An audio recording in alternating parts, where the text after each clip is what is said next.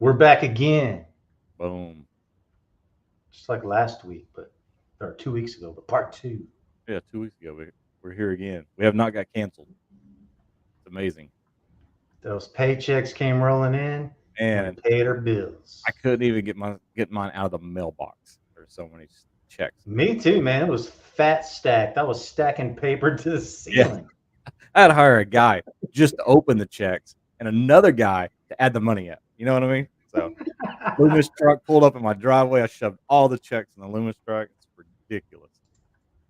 What is that? It's saying it looks like the broadcast was deleted on Facebook. Try creating a new broadcast or just remove.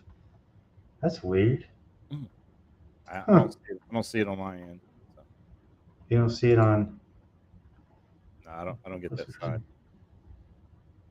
Hmm. I don't know, man. I don't know what happened with that. That's very odd. Let's see if it does a thing. Huh, they may have done it now. I don't know. Yeah, I see a little highlight. Okay. Shows that it's Eh, live on the Cryptoholic page, so, but for some reason not. oh, it does? Yeah, but not on SBA. Man, why do we got to do all this stuff, Brian? You know, so we didn't get enough checks clearly. So There it is. Boom, did it. Did it live. you got it. Yeah. Oh, okay. Let's go ahead and play our music, man. Let's go. Start up, Bo Timmy. We got Bigfoot in the I'm going to start woods. it over because I didn't hear that first part. Here comes Cryptoholics. We got Bigfoot in the woods. We got aliens in the sky. We got ghosts in the attics. Here comes Cryptoholics. The dog. We need to have Tupelo on the show. Okay. Oh, shit. I love Tupelo, dude. Ah, good dog. Wonder how Tim feels about this. He loves it. You know he loves the attention, doesn't he? He loves the hell out of that. You know he does. It's like a little mini shout out for him every time we do the show. Slightly All right. embarrassing. I don't think he ever realized that we would take that little recording he sent and turn it into a song and had it as our intro. So Well, he just shouldn't have did it. he should have done it. Yeah, you can't mess around with us. Stuff is gonna happen, man. So before we bring on our dude, it's saying it's not on Facebook again. That is so weird. Hmm. Huh. Go live. Well, I just clicked This it. is very crazy, dude. Very It's very crazy. Hmm. I don't know. Technical difficulties. Is that what it's saying on your end? Nah, it just says There requires it a is. slot before 7:09. So Yeah. Oh, hang on. Hang on. you get it figured out. I'm gonna try something. Must be scheduled for at least 10 minutes from now. Oh, that is wild. All right, dude. So I'm just gonna put boom. We'll do that. Okay. Maybe. Maybe not. It don't matter. We're on I'm we're on staring. YouTube. All right, so folks, don't forget Washita Bigfoot, Mena, Arkansas. Looks like John King's gonna be there singing, Looks like it. and It's a cool spot though. it is a cool spot. Very cool. Backs up to the national forest. Again, we've been out there a few times. Couldn't debunk a forest light one time. I mean, we just couldn't. Yeah. Not Shelly does a good job with this. So Yeah, Shelly does a great job, and John King will be there going. Hey, hey, hey. So are you familiar with Mr. King? no, dude. I was like, hey, I'm impressed. Okay. He knows who this guy is. I don't. I don't know, but it sounds like it'll be a good time. And then the next month is the Keith Crabtree Falcon Monster Halloween Bash. Yeah. These are the shirts. Be looking for the Pinterest URL. I need to get with Ann Walls Okay. because she's kind of dealing with that crazy I stuff. like the logo. I mean, Yeah, she kind of developed it. I cleaned it up The as, heart, as best as I could. The heart with the the heart Kenya yeah, Night, that's gets me. Yeah, beautiful. yeah. So yeah, there's that. So we're gonna go ahead and bring on uh, Mr. Jeff Harding. How you doing, Jeff? Hey guys, I'm doing good. So Jeff doing all right? I'm doing all right. I don't know if people know this, but we were just on Jeff's show Monday, and My he hosts first a my first episode on Untold Radio since I moved the show there was with you guys Monday, and so far it's one of the highest viewed and all right. best analytics we've put up since they started. Well, I don't want to say against any of Doug's shows because he's been doing it forever, but we've got some new guests and new shows over there, and that one did real well on Monday night. So it's got Good. about 400 views here. Cool.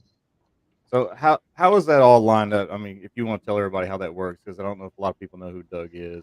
Shane and I are familiar with Well, him, but Doug Hycheck is a friend and research partner of mine, but he's best known by most people in our community as the producer of over 86 episodes of Monster Quest. Um, Oh man, I'm a total fan of that guy. he's also produced in 2004 the documentary Legend Meets Science. He's presently working on the sequel Legend Meets Science 2 that will be out next year. But yeah, he's had his hands in a lot of different productions on, History Channel, Travel Channel, all those different networks. But for the most part, he's kind of tell it as you see it. He's not really into the Hollywoodization, so to speak, like some of these Bigfoot shows are out there. But Mhm. he's really good at vetting video and audio. And so a lot of people in the community, when they talk about who do you send this evidence to, a lot of them will send that type of evidence his way to have him strip down the metadata and all that geeky stuff that's beyond me. Yeah, I know about the metadata. That's actually becomes key in some certain types of videos, and Hmm. what people are trying to pull off as being real. They don't realize that there's ingredients in there that tell otherwise. Yeah. So, But Doug's from Blaine, Minnesota. I'm from northern Minnesota, and geographically kind of led us into each other's knowing each other and working together. So yeah. he started the Untold Radio Network, and him and his son Alex do a show called Untold Radio. Okay. He's simulcasted on, I can't even tell you how many radio stations live, but of course all the podcast platforms and on YouTube. But they've never really tried to grow the YouTube channel. And I was having a conversation with him where there's a lot of really good YouTube shows and guests out there that don't have 50,000 followers. And it seems like some of the big ones that do really are kind of like what we just talked about, the Hollywoodization, how much real, authentic research is being done. The titles of the shows are created for shock value. Mhm. Bigfoot ate my breakfast, this morning, things like Yeah. that. And I said, why wouldn't we consider maybe looking at a network that had, let's say, 7 different shows, one show a night, so that every night of the week that network was online doing something. Him and his son Alex and his son Blaine kind of refined that and launched the Untold Radio Network and asked me to be a part of it with my show Pine Island Research on Monday nights. So That's excellent. Cool. So the 2 weeks ago we were on, and someone in the comment section had said something about your experience with Bigfoot, and we were like, "Oh my God, let's get Jeff on our show." And now you're here, and we want to know what's up. Yeah, we want to hear the story. well, I had an encounter that I guess by classification you could say it wasn't typical. It wasn't I saw something walk across the road in front of me for, 7 seconds or something like that. This was when I was 18 years old. I had just graduated from high school. I had already signed a contract with the military to go into the U.S. Army. I wasn't going to be leaving till the end of July. And when we graduated at the end of May, one of my good friends in high school, I grew up the son of a hunting and fishing guide. So, being out hunting elk and bear and being out in Wyoming and Montana and, northern Michigan and even in Canada, a lot of places wasn't strange to me. I'd been doing that since I was like 13, 14 years old. And a friend of mine, his dad was kind of in that business too. So we always had kind of a natural, connection. And he said his dad and two or three of his uncles, some of his older cousins that were in their 20s, and then him and his little brother. So my buddy was 18, his little brother had just turned 14. They were all going to go to northern Manitoba, which it was just, you have Saskatchewan on the west side, Manitoba on the east side. And if you follow that provincial lineup all the way to a border town called Flin Flon, it was 120, 130 miles north of there yet, on a reservoir called the Churchill River, which is actually a collection and a flowage of a bunch of lakes. One of them is called Granville Lake.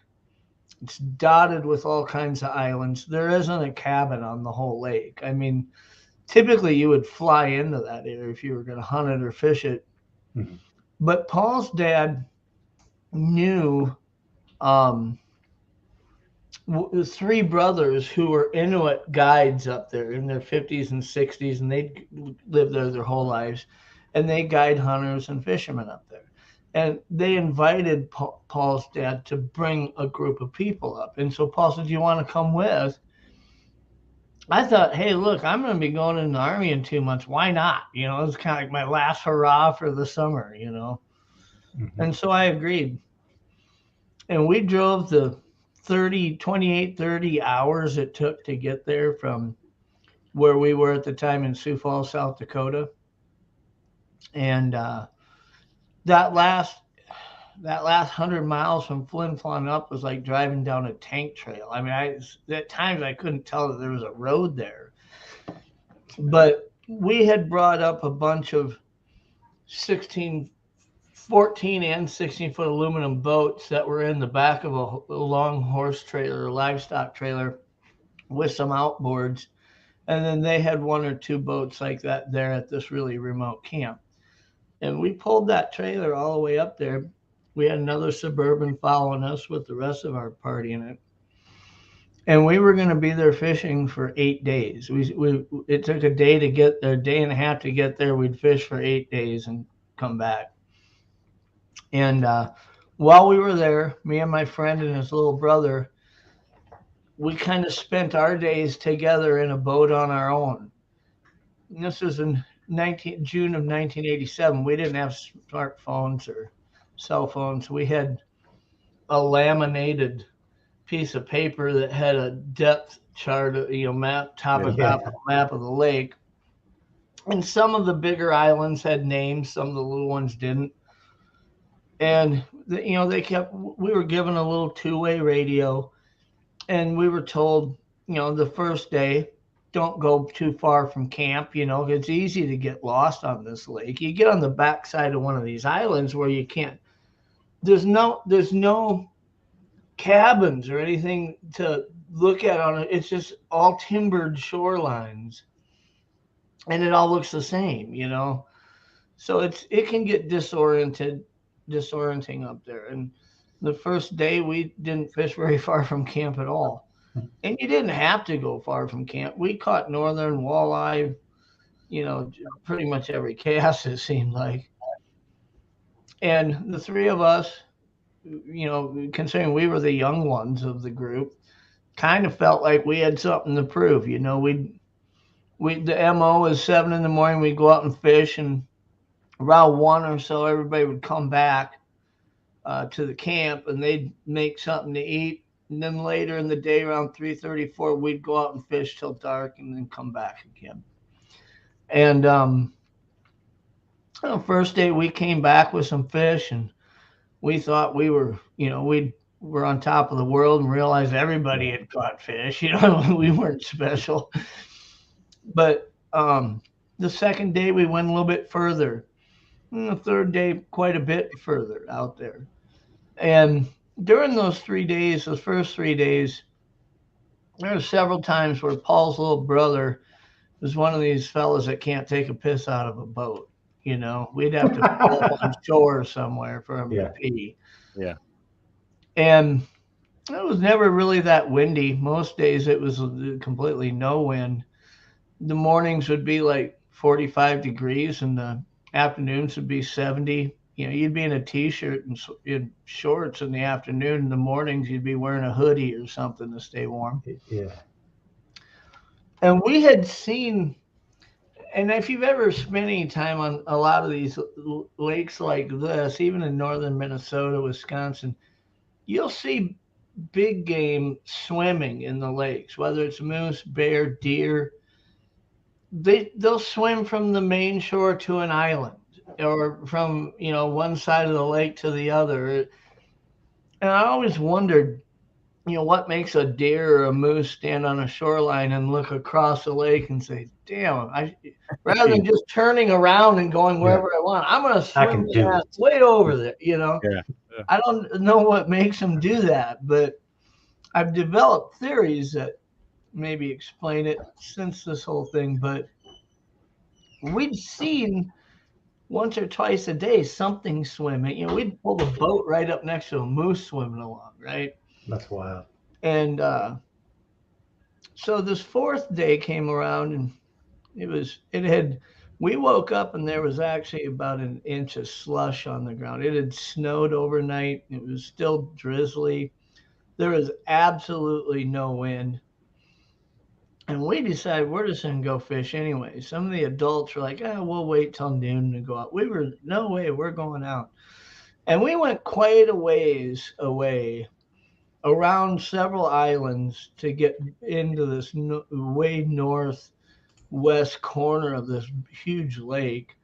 And we were fishing, and Paul's brother, of course, around 10 o'clock announced he had to take a leak. So we pulled up on the shore of this small island, probably around 25 acres or so. It wasn't that big. The islands are interesting because I think they kind of have a rock base. It's like an outcropping in the water that's covered with pine trees, but most of them have some height to them. Like the middle of this little 30-acre island probably sits 30, 40 foot above the water. Wow. So most of them have gravel beaches of some sort, 20, 25 foot wide before you hit the tree line. But you can pull a boat up to them pretty easily. And we had just pulled up on this gravel beach, and while they were both taking a leak, I had walked up to the tree line and was looking at about a 3 foot wide game trail that went up pretty steep 25, 30 degree grade. And it was heavily forested on each side, tree branches kind of hanging over it. I mean, you didn't have to duck to walk up it, but if you looked up it, because of the slope, you couldn't see further than 20, 25 feet. And then if you walked up at 20 feet, you could see another 25 feet, just because of the way the canopy kind of hung over you. Gotcha. And I just started walking up it, and it was greasy. I was wearing Converse tennis shoes with sweatpants, and you'd take 2 steps and then slide back a step, because we had gotten some rain, and the dirt was kind of greasy, and it was covered in pine needles. So I just kind of took my time working up this thing till I got far enough that when I turned around and looked down the hill, I didn't see the beach anymore. And it was like, it was quiet. I mean, I could hear those guys talking at a normal voice the whole time down on the beach. And as I went up this thing, maybe about 40 yards. Out in front and just to my left, there was this boom. I mean, it was a cracking boom, like something had stomped a wet log, like not just stepped on it, but maybe if you straddled it over two other pieces of wood a foot off the ground and just cracked it with your weight, you know. It was really loud and froze me in my tracks. I was I knew exactly where the sound came from. And I was looking into all that deadfall in the trees, and I really thought that I was going to see a black bear there. I just kind of felt like, you know, it's mostly conifers, but there's some poplar and there's some birch, and birch trees in that kind of ground, they don't have deep roots. A lot of times bears will lean against them and just knock them over or crack them over, you know. And so I thought that if I just watched long enough, I was going to see some movement. And I stood there for about a minute and hadn't seen anything yet. And I was a little reluctant to just turn around and run down the trail. If I had been in June that close to a black bear that perhaps had cubs and triggering kind of a pursuit factor, you know, I'd at least like to see where it's at before I haul ass out of there. Mm-hmm. And so I stood there about another minute, and I just, for the life of me, I could not figure out why I was not seeing movement in here. It was thick and it was dense, but I felt like I should be able to see what made that noise.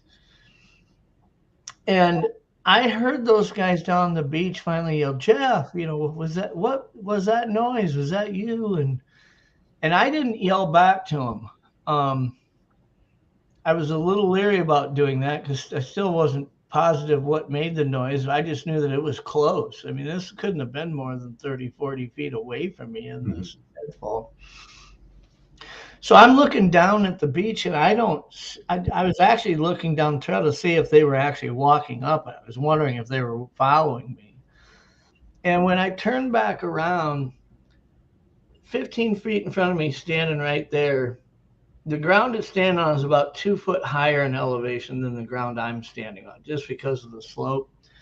But I'm staring at two thighs that are like 2 5-gallon buckets next to each other. I mean, that kind of mass and circumference to them. And immediately I look, as I start looking up from the thighs, I see two big hands wrapped around the bottom holding a birch log that's probably about 5 or 6 inches in diameter. It's about 5 foot long. And there's a big root ball on one end that looked about the size of a gallon bucket, maybe of just dirt on it. And I see these hands, and I'm like, immediately my head's going through this check down list. And I mean, like within a half a second. This isn't a brown bear. This isn't a black bear. This can't be a human. I mean, these eyes are not human. And my mind is just glitching, like trying to figure out what am I looking at? I've been, like I say, I grew up in this type of outdoors with a father who had put me in front of a lot of animals in my life. Mm-hmm. And I was just like, hit a mental roadblock at what am I looking at? And it probably only lasted 2 or 3 seconds.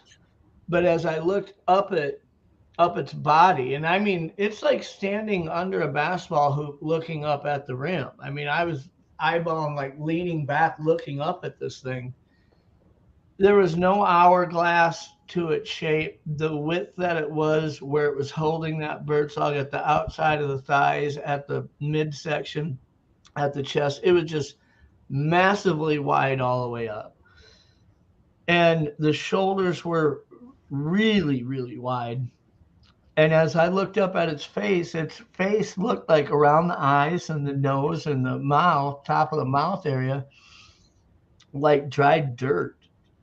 Like the skin was black, but it was like flat black, like cracked dirt look to there was no gloss or sheen, you know, to it.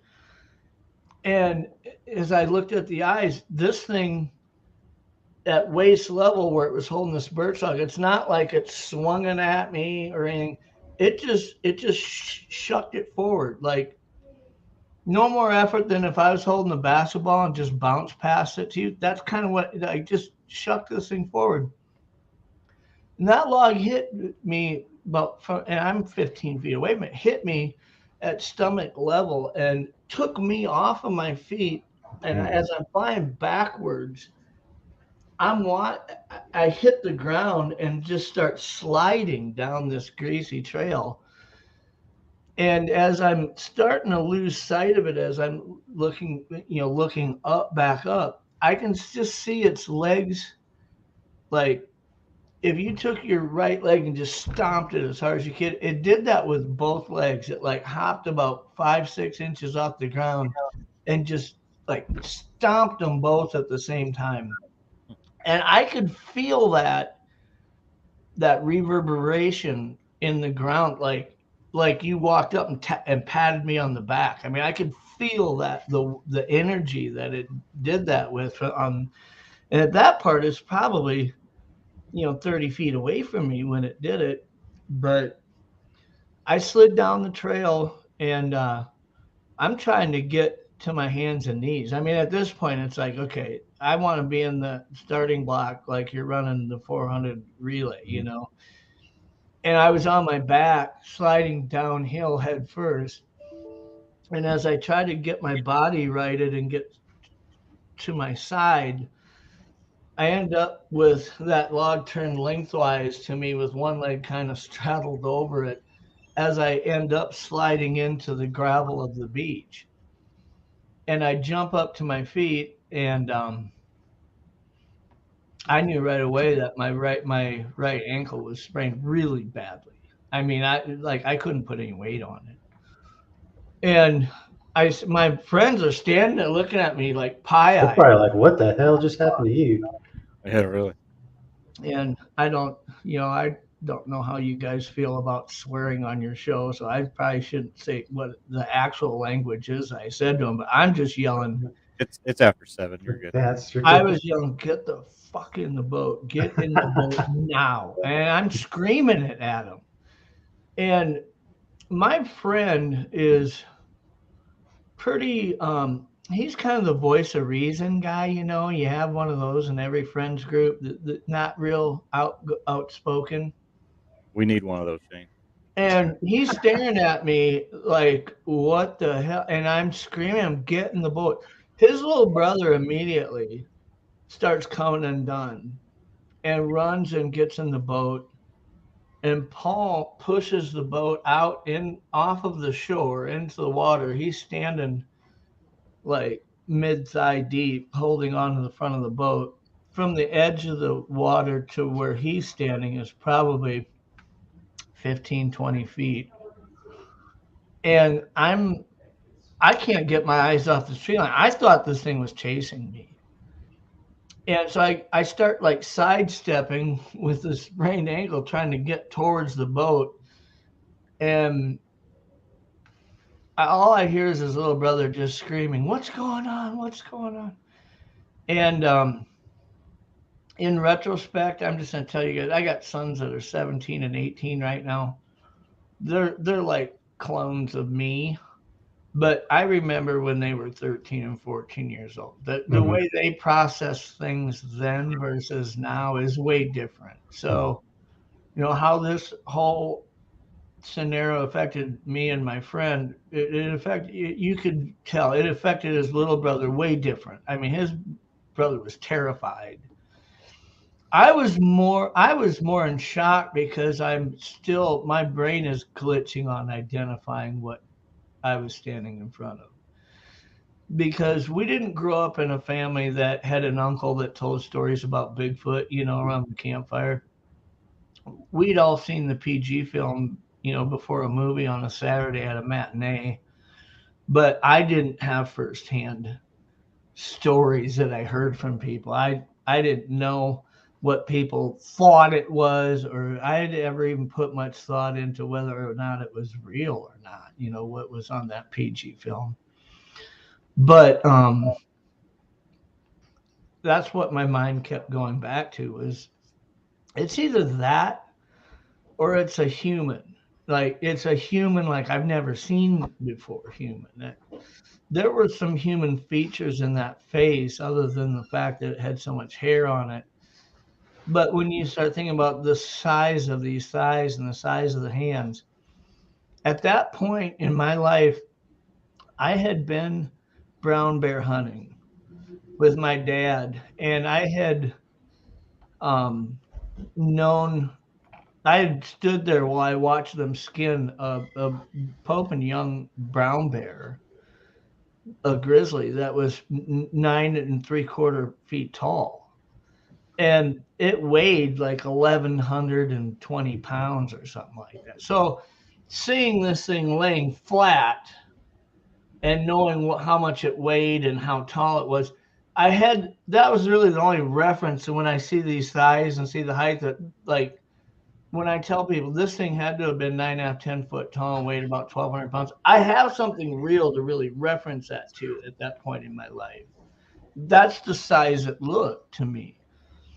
And so Jamie, his little brother's back pulling the boat motor, and he can't get it started.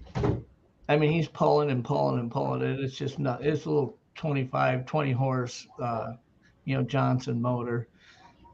And I get to the edge of the boat. I wade out in the water, and I just hurl my body over the gunwale and sit down on that middle seat. And I'm yelling at Paul, "Get in the effing boat!"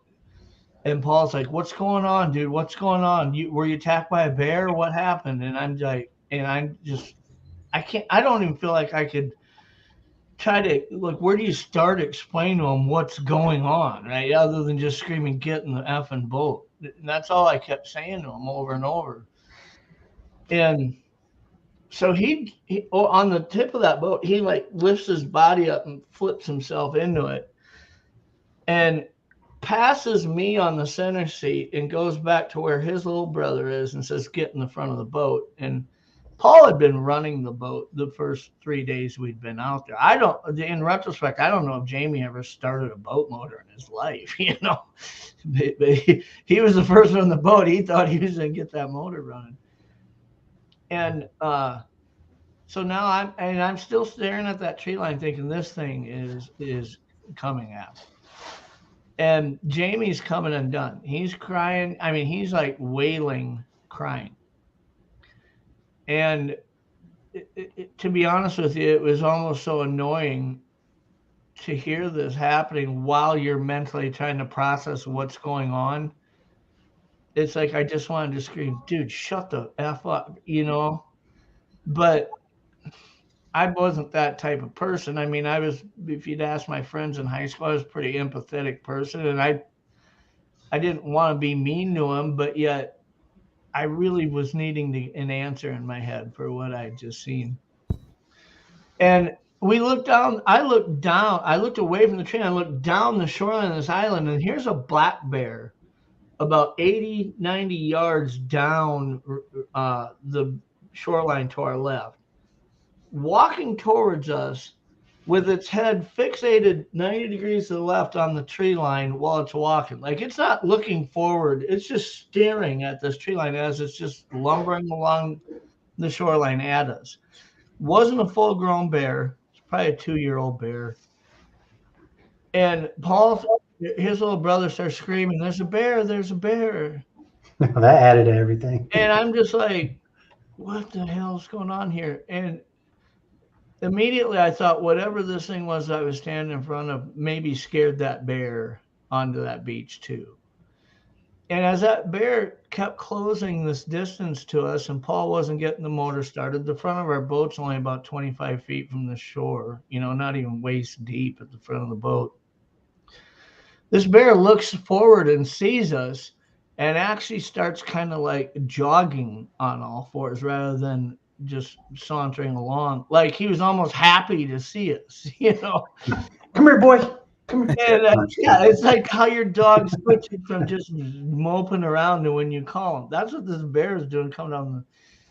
And that was a little unsettling. And I yelled at Jamie. I said, get the stringer, get the stringer. We had a couple like 3 and 4 pound northern pike that we had put on the stringer that morning. And it was hanging off kind of between where me and Jamie were. And so Jamie pulls the stringer in, and I said, get one of those fish off the stringer. And he gets it off. And this bear comes right to the edge of the water in front of our boat, like 25 feet away, just stands up on its hind legs. And I could see it was missing its right front paw. And I didn't, it's a black bear. Like I say, it wasn't a cub, but it wasn't mature. It was probably, 300 pounds. And you see that a lot on black bears up in the north, where they're either caught in a trap or boars, will attack cubs a lot of times. Grizzly boars will kill their cubs, but black bears will still attack some cubs sometimes. Maybe he lost it in something like that, or could have just got caught in a trap. But it was just a blank stub at the wrist. And I told Jimmy, throw that fish on the shoreline. He threw it up in the sand, and this bear reaches down and in its good paw with its stub pushed against it, picks it up, bites in one chomp, gnaws through and bites the head of this northern pike off. And he's standing there chewing it, looking at us. And just like a firework went off behind him. I didn't hear anything, but I mean, it snapped around and looked at that tree line, dropped that fish, and ran the direction it came from as fast as it could. Wow. And I didn't know a bear could move that fast. I mean, it was like 30, 35 miles an hour. It felt like it was moving away from us. And at that point, Paul's just still pulling on that boat motor. And I said, dude, you need to get this fucking motor started now. And I don't know what happened.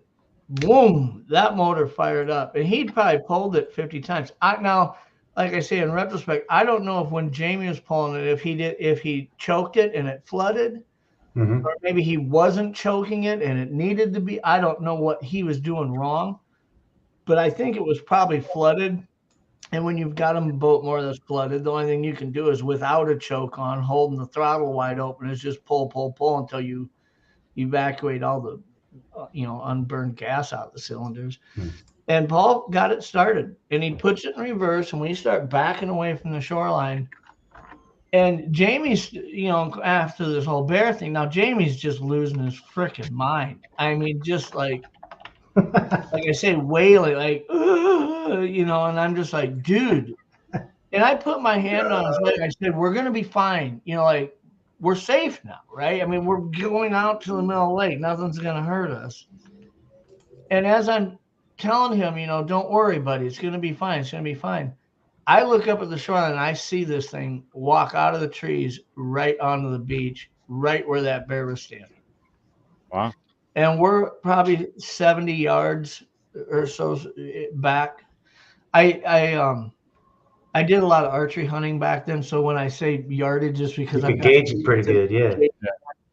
We were probably 70, 80 yards from the shoreline when it first walks out on the beach, walks right up to where that bear was standing, and Paul's looking at it, and I'm looking at it, and Jamie's got his back to it at first, and Paul says, "What the fuck is that?" And Jamie turns around and sees it and hits a whole new level of losing his mind.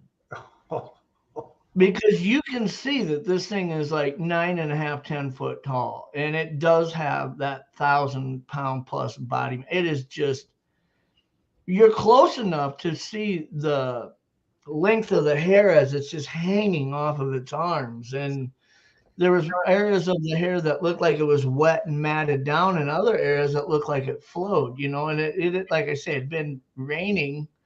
Everything was just wet.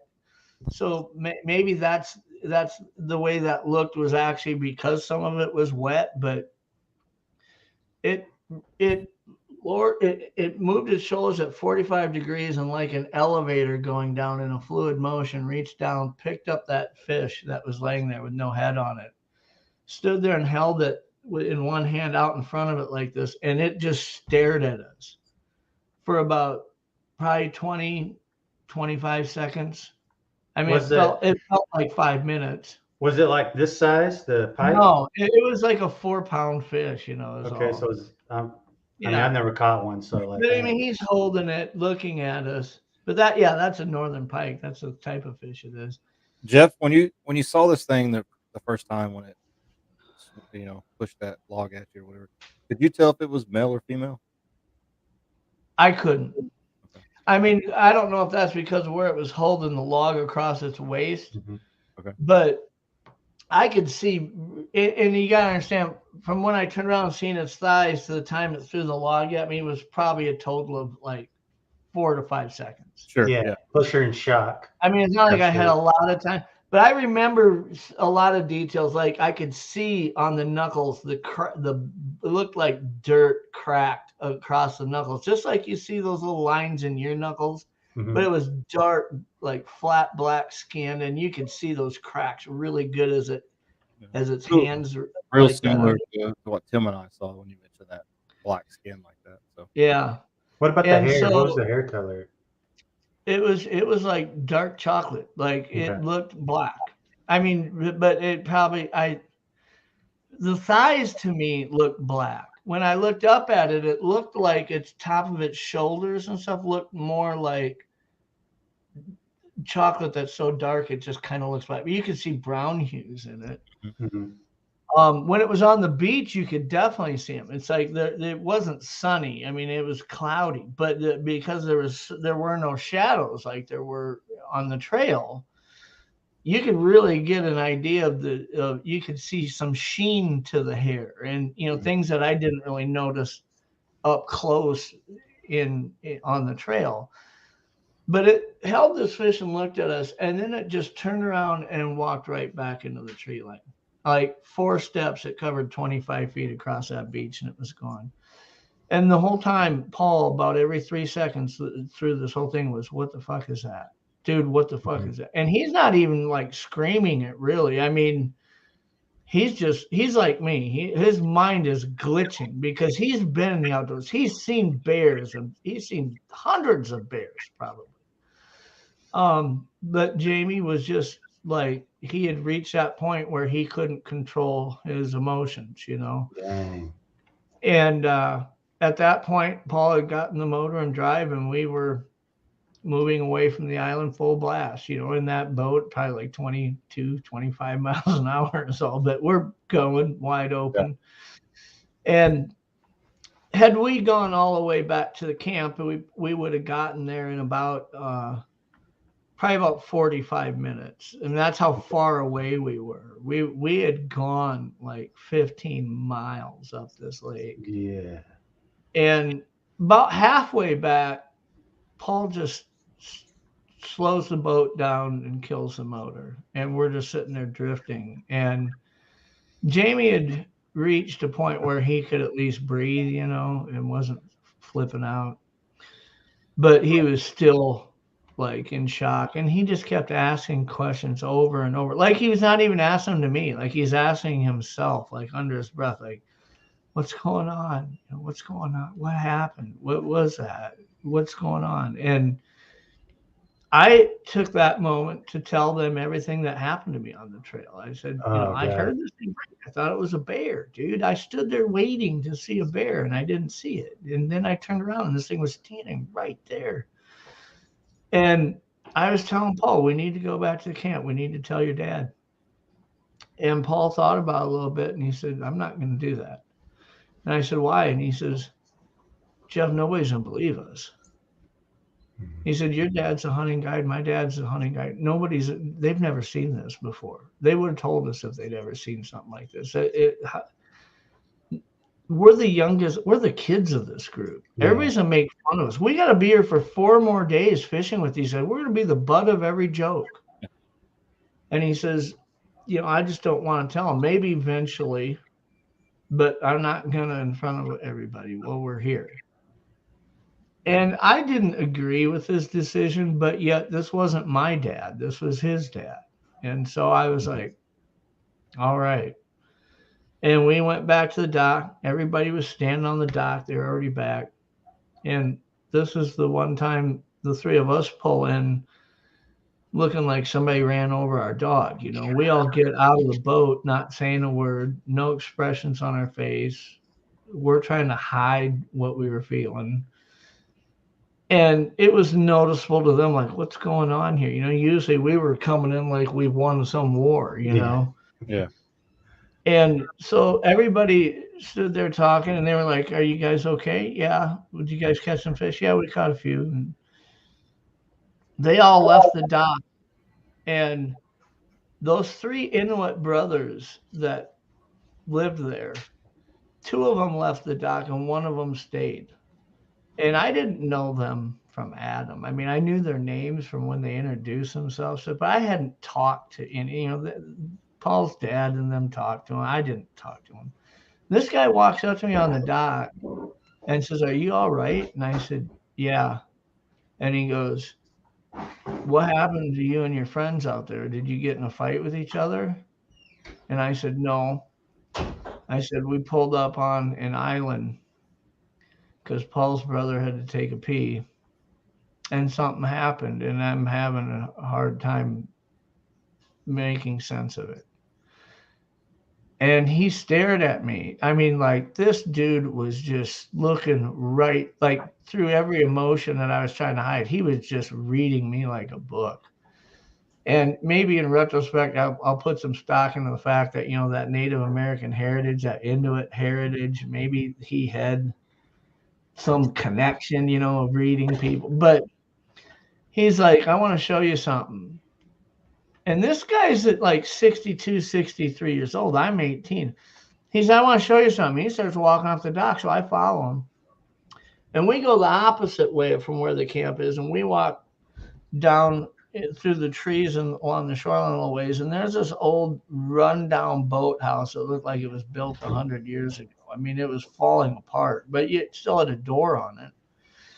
And laying outside of it, upside down, is an aluminum boat with a tarp over it, like a 16-foot Lund guide explorer boat laying upside down.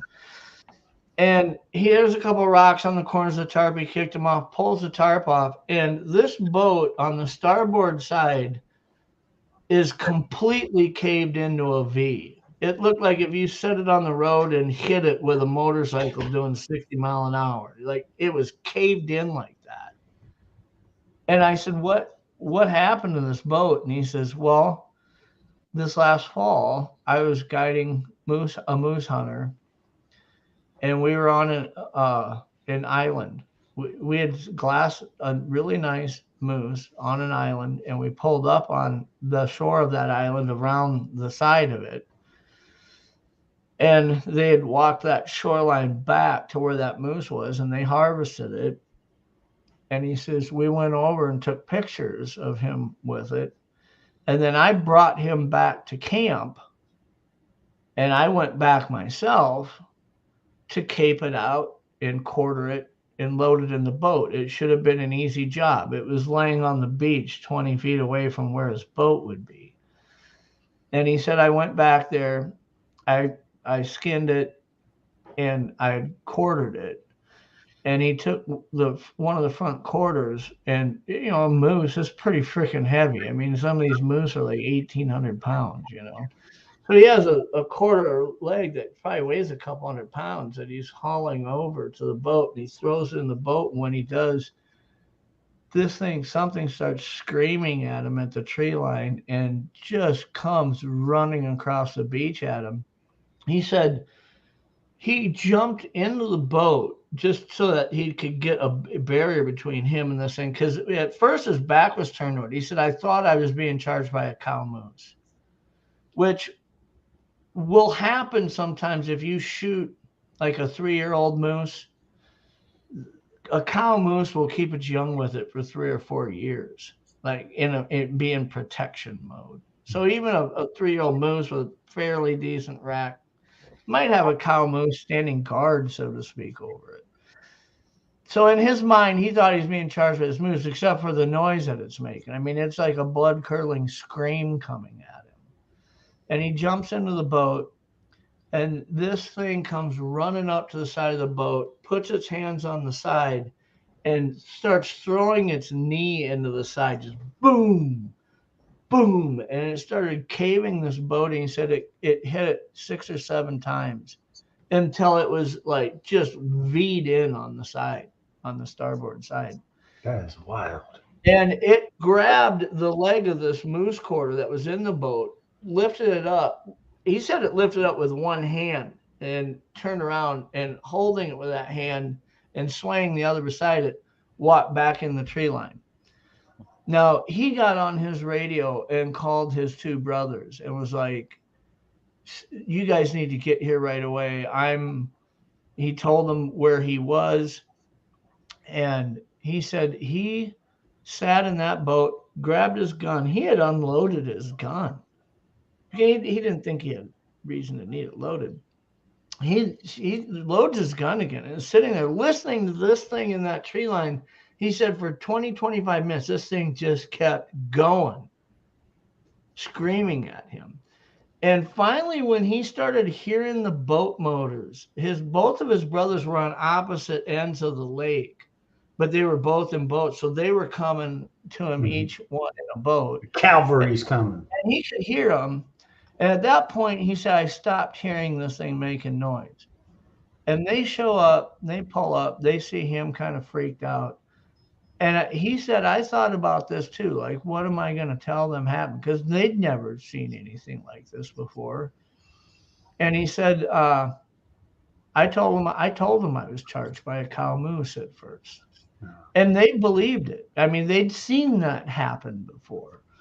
Because of the damage to the boat. Yeah, it looked like, an 1,800-pound moose comes running head first in your boat. It could cave it in like that, literally. So they start grabbing the quarters and throwing them in their boats. And he's grabbing all the shit out of his boat that he doesn't want to leave on this beach because this boat ain't going anywhere at that point. He's throwing his stuff in their boats. They unhook the motor off his boat, throw it in their boat. And one of his brothers says, you're missing a quarter. And he's said, I tried to really quick in my mind figure out how I was going to explain this. And they basically called me. Like, I didn't really think that through. And so he said, I fessed up and told him what happened. Told him I'd never seen anything like this before. This thing I thought it was going to kill me. It caved the boat in. You could hear it in my voice when I called you. And they were like, dude, we thought you'd been shot, the way he was acting when he called them. And he said, I said, do they believe you? And he says, my youngest brother believed me, but our middle brother never really did. I mean, he swears to this day that maybe I misidentified what this was, that there's no way it could be what I said it was. And I said, oh, and he says, are you okay? And I said, I'm fine. And he grabs my shirt and lifts it up. And that's the first time I noticed my shirt was bloody. And when I pulled my shirt up and looked at my stomach, I mean, my stomach was black and blue, like Mike Tyson just kicked shit out of me. And this was just a few hours after this had happened, I was already black and blue. I had a scrape about the size of my hand on my left hip where that log had scraped me, either when it hit me or maybe when I was sliding down. I'm not sure. But I said, no, I'm fine. I'll be fine. And he went and got a first aid kit and got out of his vehicle, out of his truck, and got some gauze and tape and stuff and just handed it to me and said, use that when nobody's around. And let me know if you start feeling like you hit your head, or you don't need to go to anybody else. Come to me. If you don't want to tell anybody, I won't tell anybody. And I said, do you think I should tell somebody? Because I'm thinking if I can get this guy to advocate that we should tell Paul's dad, I could win this argument with Paul. And this guy looked at me and said, in my opinion, nothing good will ever come from telling anybody about this. He says, if they haven't seen it, if they haven't experienced something like this, he says, they just aren't capable of understanding what happened to you. And he says, if I could take it back, I wish I didn't have to tell my brothers what I saw, because I've been living the last 5 months thinking that I've got a younger brother that thinks I'm a liar. So that bothered me. That night in the tent, Jamie cried all night long. I mean, that was that. Do you still talk to those guys? Yeah, that's what I was Yeah. gonna So I haven't seen my friend's little brother since the day that happened. I mean, he was quite a bit younger than me. I was never really close to him. But my friend, I'll see usually once a year during hunting season at something, whether it's a sportsman show or game feed, or I'll run into him. I recently ran into him at a class reunion, and I had asked him. I said, "You ever think about that time when we were north of Flin Flon up there?" And he says, "Yeah." And he says, "Crazy." And I said, "Yeah." He says, "God, that was fun. All those fish and all that." And I'm thinking, do you remember everything that happened there? And he looked at me like dead serious. Said, "Jeff, I've spent most of my life trying not to remember what happened there." Wow. And that's when I realized he never told his dad. So, but after that encounter, right away I went into the military, and I was in the 82nd Airborne and the 29th Infantry Regiment after that for 6 years. And I was an EOD specialist on an EOD team. And I had a security clearance. And I was really worried that if I ever talked to somebody who was in the military with me, that it'd just take one guy to say, he thinks he saw Bigfoot and was attacked, but they'd pull my security clearance probably. Yeah. And so I just didn't talk about it. And after 6 years of not talking about it, you get used to not talking about it. You figure out how to deal with it. And I went to college right after the Army. Then I started a career in real estate. I have grown my real estate firm to where I had a couple of close friends who were fairly wealthy. They were investors, and they had invested in me as being their representative in a lot of development deals. Then they started including me in some of these deals. And I just really felt like, man, if I ever said anything publicly, what happens if those guys say, dude, what? I mean, would they just say, I can't do business with you?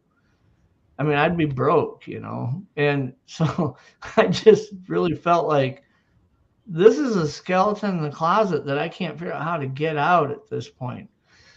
And I'm 53 now. And it was when I turned 49 or so, I just felt like, I've made enough money in this to where I really don't give a shit if I lose friends. I don't know. There's something about turning 50 that I just developed this I don't give an F attitude anymore. And I'd been doing more guiding hunters, and I had met a couple of guides who had experiences. And I'd talk to them about what happened to me, and they're like, dude, you understand what kind of a burden it is. You don't think it is. You don't realize the weight you're carrying around emotionally and not connecting with anybody talking about it. But there's a lot of weight there. And when you finally do just talk about it and stop caring if anybody believes you or not, he says, you'll get to where you feel like you're free. Like, you don't know how much weight you're carrying until you stop carrying it, is what he said. So, and there was a lot of truth in that. Eventually I met Doug, shared with him what had happened to me. And he said, out of thousands of encounter stories I've heard, I've probably only heard 3 or 4 where somebody was actually injured or attacked by one. That's pretty interesting. He helped me really analyze maybe what happened there, because we've had so many conversations about why was it there on this island, right? It doesn't make sense to me. But I think it was there utilizing it for hunting. It didn't habituate there. It wasn't a big enough area. I don't think that it was with others. I think it was alone. And after thinking about all the big game animals we saw swimming in that lake for whatever reason, if you think, even if you were 9.5, 10 foot tall and weighed 1,100 pounds and you were faster than crap, it takes a lot of energy and a lot of work to try to catch a deer. I mean, It has an infinite forest to run through. I mean, you could wait and ambush it if you could. But what if you were on an island and for whatever reason, these things every day, one swims, you might have to sit on that little island 2-3 days, but eventually you're going to see a deer swimming to you. Mhm. And when it walks up on that shoreline, it is exhausted. And it can't run away. Where's it going to run? It's a little island. Yeah. Like you could just stand in that tree line, knowing exactly where the shoreline is come because you've been watching it since it started swimming to you. Whether it's a bear, moose, deer, it walks up onto that shore, shakes itself off. You jump out and break its neck. You're done. Yeah. I mean, there's no way it could get away from you. Hey, It'd be Jeff. almost effortless. We're kind of getting close to the hour mark, but I want to have you back on because I want you to go into your tactics, what you're doing with this situation, and Sure. you know, and so on and so forth. You got my full attention. That's Yeah. We ain't even really got to the new stuff that you've been. I know. So. And I know you mentioned Doug again a while ago. We want to make sure we, give those links if you got them, whether you post them to the comments or if you want to give a shout out on that again to kind of get some folks headed in that direction for you guys. So. Yeah. I'm often asked when I share this encounter with people, did Paul's little brother, how is he doing now? And I asked Paul that last time. I said, what's your little brother been up to? I know he's married, got a couple kids, he's happy. I mean, it's not like, but if you think about it, me and Paul, we were starting new chapters in our life. Paul was going to go to college within weeks of this trip, and I was going into the military. Jamie had to spend 4 more years walking the hallways in a high school where there wasn't anybody he was going to be able to talk to about it because they'd all torment him and make fun of him. And I think that was the worst part of how that affected him is Paul had made that decision not to tell his dad, kind of made it on Jamie's behalf, and now Jamie's stuck with it, But man. Well, let's plan for another show because I want to hear more. I really do. Well, a lot of what happened in that encounter has led me to figure out how would I want to research, how would I want to approach that. Everybody's doing different things. Mm-hmm. Nobody's having really tremendous success. I mean, you guys are actually one of the catching 14 castings or whatever in 3.5 years. That's a success story. Mm-hmm. There's a lot of people out there that are doing a lot of stuff, throwing a lot of information out on shows, all their ideas, and they aren't really producing anything. Yeah. And so I was trying to figure out what do we need to do different? What isn't working? Instead of saying what's working, let's talk about what's not working, get rid of that and try something different. And I used what I learned from that encounter after the fact over these years to try to understand, one, why it was there, two, kind of an escalated warning deal. I mean, it probably seen us coming to the island as before we pulled the boat up. We're all out there peeing on the shore, which is kind of a you're marking up the guy's territory, And then I go walking up a trail and it stomps on a log and I still don't turn around and just walk away. I'm like lingering now. I mean, I think it took these little action, like all it wants is for you to leave. It didn't want to kill me. If it wanted to kill me, it could have took that log, hit me in the head in a moment. It didn't do that. It wanted us to leave. And it did these little things that for whatever reason, we just ignored until all of a sudden it was like, I'm going to have to stand in front of this dude. And if he doesn't turn around and run within 5 seconds, I'm going to have to shuck this log at him. Yeah. I mean, it's just like it just kept ramping it up, But you hear that a lot in people's stories, I think. Like I heard this and we kept walking and then there was rocks being thrown at, It's like, dude, he's trying to tell you, leave. That's all they want you to do is get out of here. But, well, let's schedule you back, man. I'll come back on. Yeah, sure. Definitely. Yeah, would love to hear more. Talk more about your Pine Island stuff when we get you on next time. So yeah. Thanks for sharing that. That was outstanding. Yeah. I like some of the similarities with my own encounter. as far as the And we can dive deep into that too. yeah, The similarities with you guys. Yeah, that'd be interesting. Yeah, cool, man. Okay. We appreciate you coming on. So I appreciate you guys having me. Yeah, we'll plug you up on our on both of our pages, so we'll get you. we'll get all 3 of our viewers to come over and start watching. Oh, hell. That's what we're up to now, Shane. Right? It's 3. Yeah, Three man, it Your mom. fluctuated. My mom.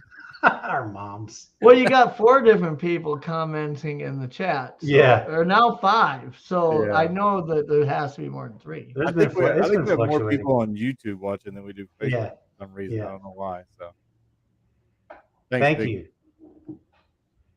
Yeah. So, yeah, we'll have you back, and man, thank you for Yeah, we coming on, appreciate man. it. That was Yeah. outstanding. You just let me know when, and I'll be here. All right, buddy. Jeff. Well, we will talk to you later, sir. All right, we'll see you guys. All right, buddy. Oh, and I think I may have moved him out of the backstage area. I may have did a hard remove. Sorry, Jeff, if I did that, buddy. Oh man, Brian's kicking people out of the I'm just studio. kicking people out left and right. Sorry, dude. I did not mean to do that. I'm not too good at that part of it. So Yeah, it's all good, man. It's all good, my brother. interesting encounter. That was awesome. That's the kind of stuff I love to hear. Yeah. Because I wanted to ask him all kinds of questions, like go into detail about the face. They look like it was Native American. Did it look like what did it look? But we'll get into that next time. And That would have been about a 3-hour show. oh man, Easy. God, it would have been like having Gary Spikes Jr. on. I'm just kidding. Where'd that come? What's up, Gary? Yeah. Oh God. Dude, what is what we were saying? The YouTube.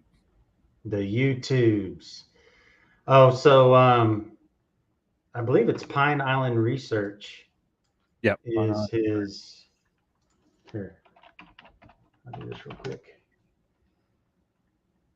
I think I had it, but I'm not very good at that. Sure you are, Brian. I'm horrible at it. I'll let you do all this technical stuff. Pine just sit here and Island just Research. So. There we go.